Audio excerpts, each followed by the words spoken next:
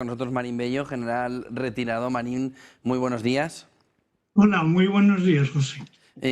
¿Cómo ve la fotografía alrededor del nuevo orden mundial? Ya no centrando en Venezuela, en Irán, sino la semana que viene va a ir Trump a Davos el lunes y todo parece indicar que va a plantear ya un cambio, un nuevo orden donde todo parece indicar que es como si hubiera venido el sheriff, ¿no?, a la ciudad. ¿Cómo lo ve usted y cuáles cree que son las consecuencias del giro de Trump en el último mes? Bueno, pues vamos a ver, el orden mundial es el que era. Lo que pasa es que ahora mismo se está oficializando, ¿no? Es decir, que desde hace mucho tiempo muchos opinamos que la ONU es un trasto inútil, igual que otras organizaciones, y que estamos viviendo en estos momentos no ya el saber cómo era el mundo, porque en todos los que tenemos una cierta edad sabemos perfectamente que la ley del más fuerte de un modo u otro rige en todas partes, en todas las áreas, y que las grandes pugnas, los grandes principios, o las grandes luchas son luchas entre relaciones de poder. Pero ahora se está haciendo, desgraciadamente, a mi juicio, oficializando todo, ¿no? Y volviendo el orden internacional o el derecho internacional, que con lo de Venezuela hemos visto que es opinable, como efectivamente si el derecho no fuera interpretable, pues sería como una especie de derecho internacional, me refiero, especie de sharia.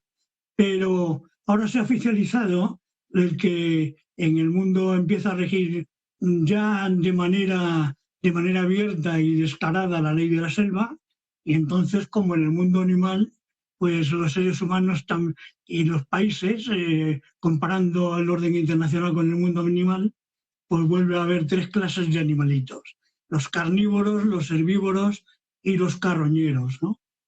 Y aunque el mundo ya se sabe que siempre ha sido de los carnívoros, pues el hacerlo tan explícito y tan fehaciente, pues creo que es un motivo muy grande de inquietud a todos los niveles, no solo por lo que pasa en Venezuela o en Irán o las decisiones que se están tomando en estos casos o en Groenlandia y Dinamarca, sino en todo el mundo. Es decir, la ONU ya se ha visto para qué sirve, la OTAN está en un trance cercano a una posible desaparición, porque aunque la OTAN ya no es ahora lo que fue y se ha convertido en un redil extendido, en un redil extenso, donde en lugar de fortalecerse como alianza militar defensiva contra una amenaza que ya dejó de existir en el 91, se convirtió en la extensión de un redil donde iban entrando ovejas que no aportaban fortaleza, sino balidos, que es lo que hay ahora, ¿no?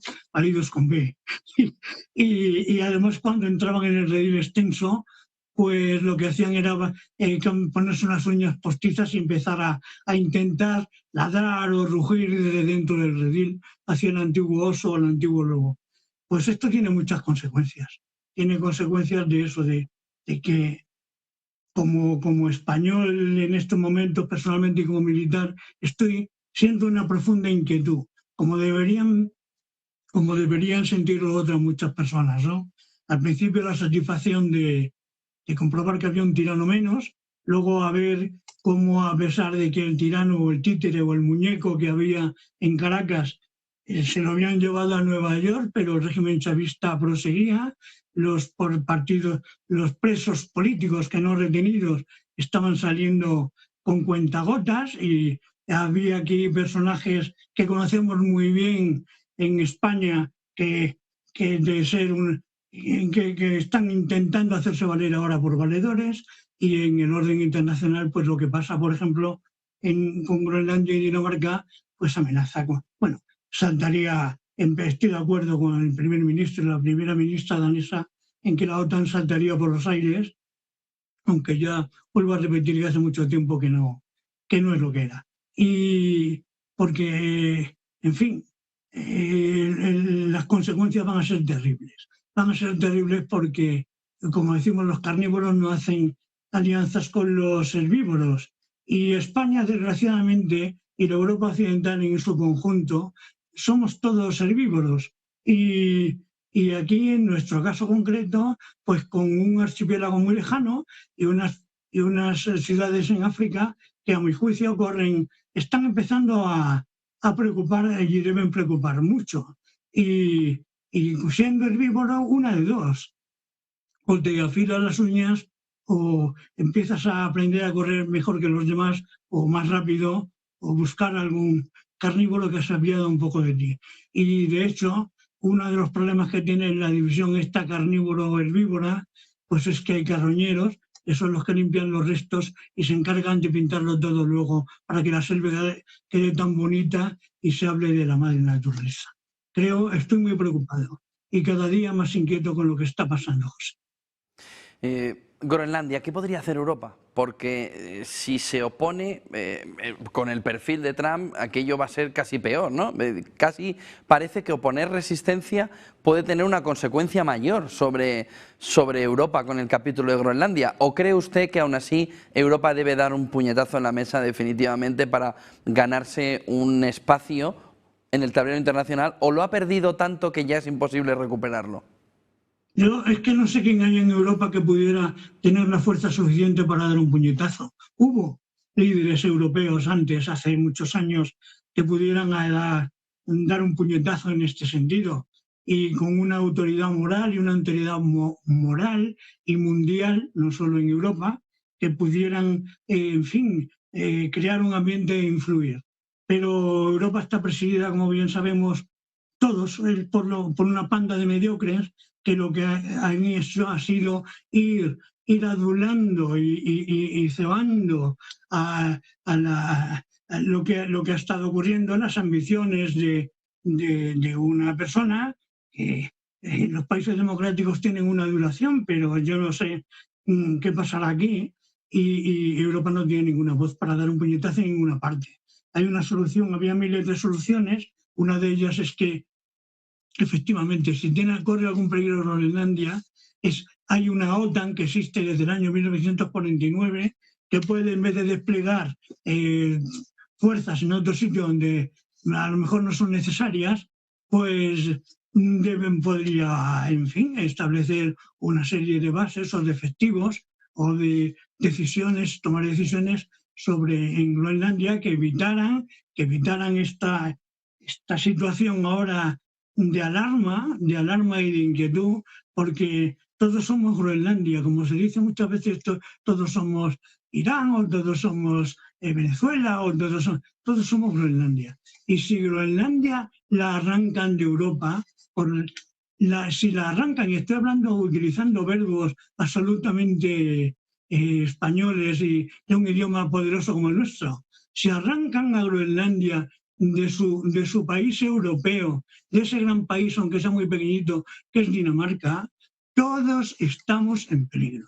Por supuesto que la OTAN ya no serviría para nada, porque ¿qué vamos a hacer? Pero fíjese en qué clase de líderes tenemos aquí para dar puñetazos en ninguna parte. A lo que no hay que hacer tampoco es ceder, o sea, es adoptar una postura firme y decir a este señor que si esto ocurre, si algo ocurre en Groenlandia que no sea deseada por el reino de Dinamarca y por el pueblo groenlandés, pues la OTAN se ha terminado, porque ya no hay ninguna, ya no sería una organización que pudiera tener como principio la defensa de la libertad. ¿Hay opción de que si la OTAN salta por los aires, como dice, cuál es la opción de defensa bilateral? ¿Cuál es el nuevo orden de defensa europeo? Porque ahora mismo vivimos en el orden en el que Estados Unidos nos defiende, dentro del paraguas de la Organización del Tratado del Atlántico Norte. Pero si no es así, ¿qué podría hacer Europa para buscar un entorno de defensa, aparte de invertir más en el servicio en militares, aparte de invertir más en el ejército? Entiendo que uno de los entornos que habría que replantearse es el servicio militar obligatorio, que debería volver, entiendo que me va a decir, pero aparte de eso, ¿qué se puede hacer? ¿Con quién podemos cerrar una defensa bilateral? Porque nuestra defensa bilateral es con Estados Unidos, no vamos a hacerla con China o con Rusia. ¿Con quién la podemos hacer? Y sobre todo, ¿cuál es el camino? Porque si perdemos el paraguas de la OTAN, claro, la imagen que se nos viene a la cabeza es de Putin con palomitas diciendo, decían que iba a atacar ahora es cuando les puede atacar. Pues vamos a ver.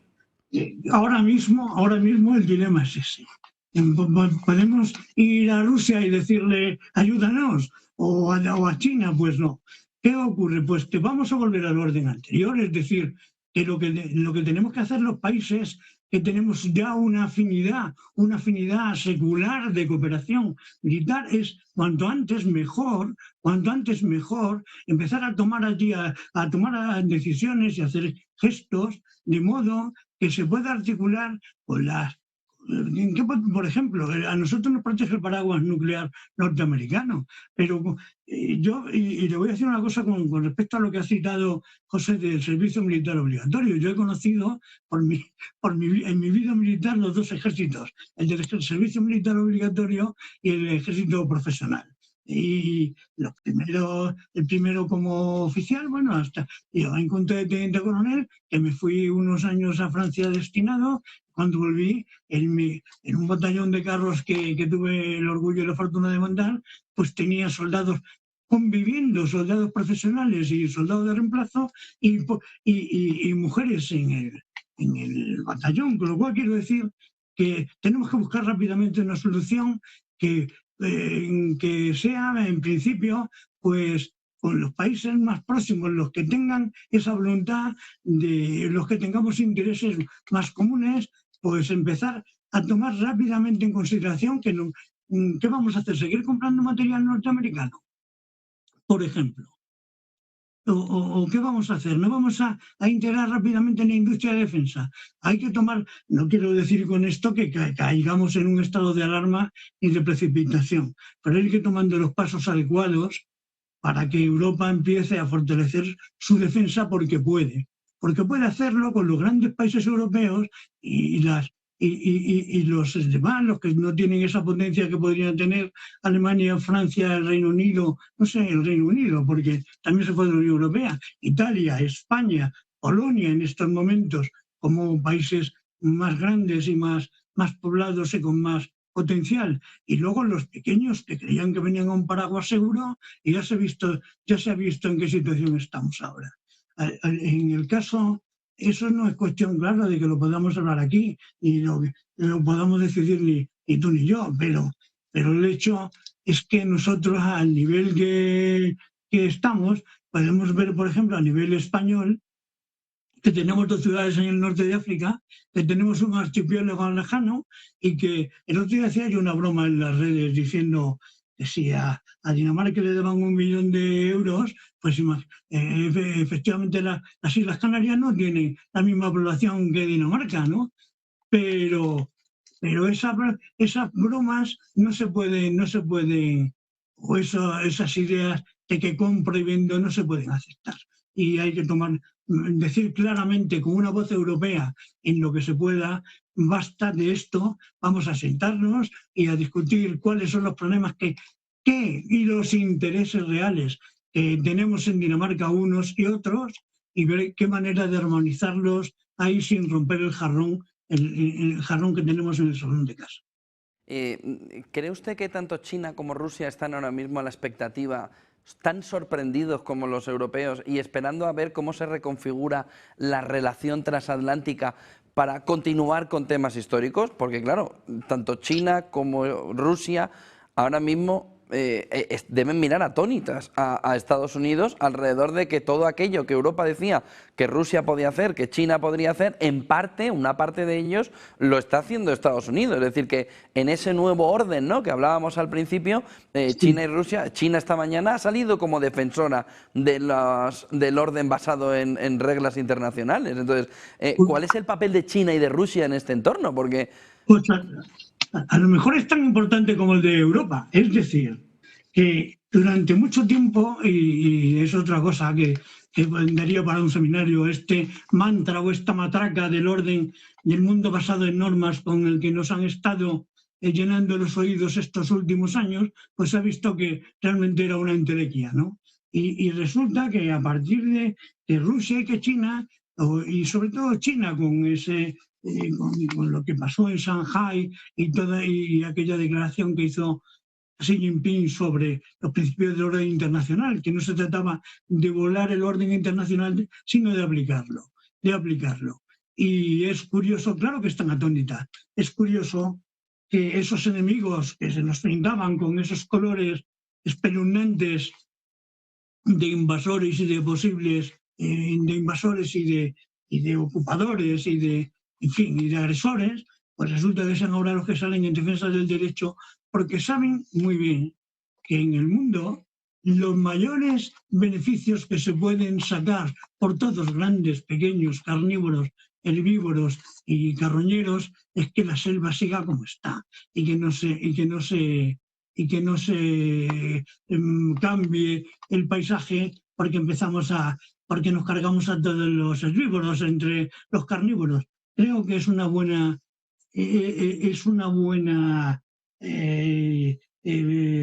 noticia el que China y sobre todo China en estos momentos, que es la que ha abierto la boca, porque Rusia todavía no sale de su asombro, que le estén combatiendo en Ucrania y que luego pasen estas cosas en la retaguardia enemiga, pues que China haya salido invocando lo que dijo ya en Shanghái en su momento, ¿no? Que el orden internacional no está para romperlo, sino para aplicarlo. Muchísimas gracias, Marín Bello, general retirado. Buen día y buen negocio y feliz entrada de año, que no habíamos hablado desde entonces. Es verdad, muchas gracias. Un fuerte Feliz año. abrazo.